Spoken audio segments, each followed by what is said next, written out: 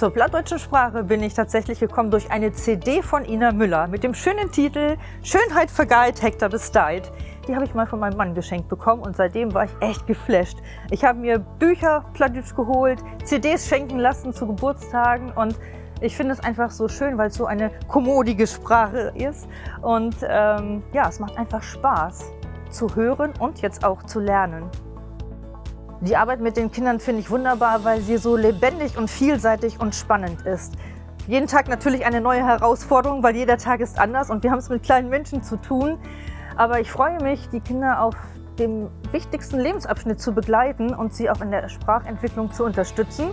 Mit allem, was wir haben, mit Büchern, mit Lesestoff, mit Riemels und ja, Reimen, Fingerspiele und ja, natürlich auch mit der plattdeutschen Sprache. Der Nüms ist das bunte Ass in Kinder geworden. Ja, das Kamishibai ist ein japanisches Erzähltheater. Kami heißt Papier, Shibai Theater und das ist ein ganz tolles Medium, die Kinder quasi in einer schönen Atmosphäre zusammenzubringen und sprachliche Bildung zu betreiben. Die Kinder haben die Bilder, also die Seh- und die Hörerfahrung und dadurch fällt es den Kindern viel einfacher, auch wenn sie noch nicht alle Wörter verstehen, ob Plattdeutsch, aber dem Gesamtzusammenhang der Geschichte zu folgen.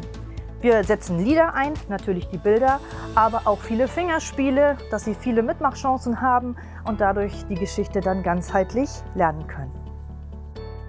Platt ist Lebensfreud.